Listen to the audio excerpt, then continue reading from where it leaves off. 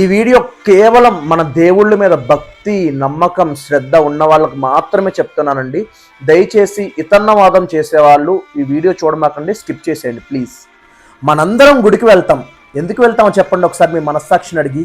ప్రతి ఒక్కరం కూడా మన స్వార్థం కోసమే గుడికి వెళ్తాం.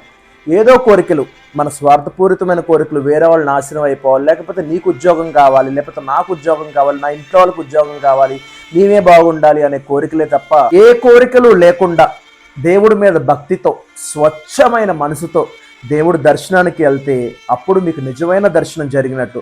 అంతేగాని మన మైండ్లో ఏవో ఆలోచనలు, వేరే వాళ్ళు నాశనం అవ్వాలో, లేకపోతే మనకు ఆ కోరికలు, ఈ కోరికలు అన్నీ ఇప్పుడే జరిగిపోవాలి అనే ఆలోచనలతో వెళ్ళి మీరు దర్శనం చేసుకున్నా మీకు నిజమైన దర్శనం జరిగినట్లు కాదు.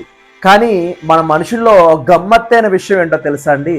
మనకి దేవుడి గుడికి వెళ్తాం కదా, దేవుడు మన కోరిక తీరిస్తే మర్చిపోతాం, తీర్చకపోతే కోరికలు అడగడానికి వెళ్తాం. కోరికలు తీర్చకపోతే ఆయన మీద అలుగుతాము, ఆయన గుడికి వెళ్ళడం మానేస్తాం, పూజించడం మానేస్తాం. ఎలా తయారవుతాం అంటే నాస్తికుల్లాగా తయారైపోతాం.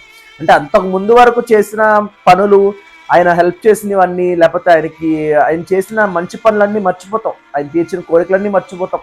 ఎంత స్వార్థంగా తయారైపోతామంటే ఎప్పుడు కూడా మనం కృతజ్ఞతగా ఆయనకు ధన్యవాదాలు చెప్పి, దేవుడా నాకు అన్నీ ఇచ్చావు, ఇప్పటి వరకు నేను అందరిలోకి బాగానే ఉన్నాను, నాకు ఇచ్చిన వాటికి కూడా నేను నీకు ధన్యవాదాలు తెలుపుకుంటున్నానని ఏ రోజన్నా నువ్వు చెప్పుకున్నావు దేవుడికి?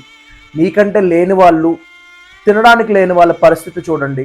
వాళ్ళని చూసినప్పుడన్నా నీకు అనిపించిందా, దేవుడా నాకు వాళ్ళందరికంటే కూడా మంచి జీవితాన్నే ఇచ్చావు, వాళ్ళతో పోల్చుకుంటే నేను చాలా మెరుగు అని చెప్పి ఏ రోజన్నా నువ్వు దేవుడికి కృతజ్ఞతలు తెలుపుకున్నావా? లేదు.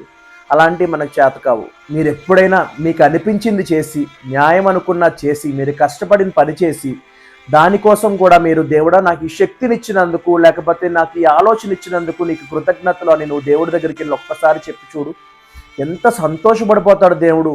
ప్రతిదానికి కూడా మనం దేవుణ్ణి కృతజ్ఞతలు తెలుపుకోవడం అనేది మర్చిపోతున్నాము. ప్రతి దేహానికి, మన యొక్క దేహాన్ని సృష్టించిన దేవుడు తెలియదా నీకు ఎలాంటి జీవితాన్ని ఇవ్వాలో? అవన్నీ కూడా మర్చిపోయి నీకు ఇలాంటి మంచి జీవితాన్ని, నీ తల్లిదండ్రులను, లేకపోతే నీ స్నేహితులు, ఇంతమంది జీవితాల్లో నీకు అందరినీ కూడా పాత్రని నీతో పాటు ఉండడానికి సహాయం చేసిన దేవుడు మనతో ఎలా ఉండాలో, నీ జీవితం ఎలా ఉండాలనేది మర్చిపోతాడా? ఇవన్నీ గుర్తుపెట్టుకోండి. దేవుడి గుడికి కేవలం మన కోరికల కోసమే, లేకపోతే మన స్వార్థం కోసమే కాకుండా మీరు నిర్మలంగా స్వచ్ఛమైన మనసుతో వెళ్ళండి. ఆయన చూసి రండి. ఏ కోరిక కోరుకోమాకండి. ఆయనకి తెలుసు మీకు ఎలాంటి కోరికలు తీర్చాలి, లేకపోతే మీ జీవితం ఎలా ఉండాలనేది. మన ఇంత పెద్ద మనిషి ఆకారాన్నే సృష్టించాడు, లోపల అవయవాలను సృష్టించాడు, ఈ ప్రపంచాన్ని సృష్టించిన ఆ దేవుడికి తెలియదా నీకు ఏమి ఇవ్వాలో, ఏమి ఇవ్వకూడదో, నీ జీవితం ఎలా ఉండాలనేది? ఇంతటి మహాసృష్టిని, మనుషుల్ని, జీవజంతువుల్ని, గాలి అన్నిటిని సృష్టించిన దేవుడికి తెలియదా అండి? ఎందుకు ఆ చిన్న లాజిక్ని ఎందుకు మర్చిపోతారు? దేవుడు ఉన్నాడని మీరు నమ్మినప్పుడు ఇవన్నీ కూడా ఉంటాయని నమ్మండి.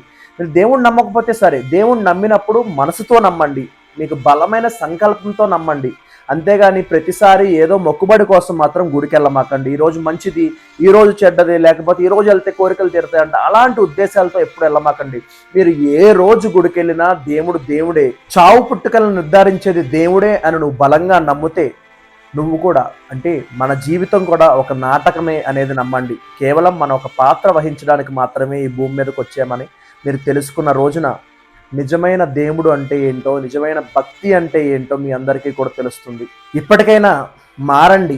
ఈసారి గుడికి వెళ్ళినప్పుడు ప్రతి ఒక్కరూ కూడా ఆయన ముందు కూర్చుని లేదా తల వంచి నమస్కరించి, ఈ జీవితం మీరు పెట్టిన భిక్షే స్వామి, ఇక నుంచి మీరు మాకు ఒక మార్గదర్శనాన్ని ఇవ్వండి, దాని విధంగానే మేము ముందుకు సాగుతాము అని చెప్పి మీరు ఆయనకు దండం పెట్టుకుని వచ్చేసేయండి. అంతా మీ చేతిలోనే ఉంది, అంతా మీరు నడిపించినట్లు నేను నడుస్తున్నాను అని చెప్పి మీరు బయటికి రండి. అప్పటి నుంచి చూడండి మీ జీవితంలో ఎంత గొప్ప మార్పు వస్తుందనేది. ఈ వీడియో కేవలం దేవుడి మీద భక్తి, శ్రద్ధ, నమ్మకం ఉన్నవారు మాత్రమే చూడండి. వేరే వాళ్ళు చూడమాకండి ప్లీజ్, స్కిప్ చేసేయండి. ఎందుకంటే ఇలాంటి ఇతన్నవాదం చేసే వాళ్ళతో నేను వాదించలేను. జై శ్రీరామ్.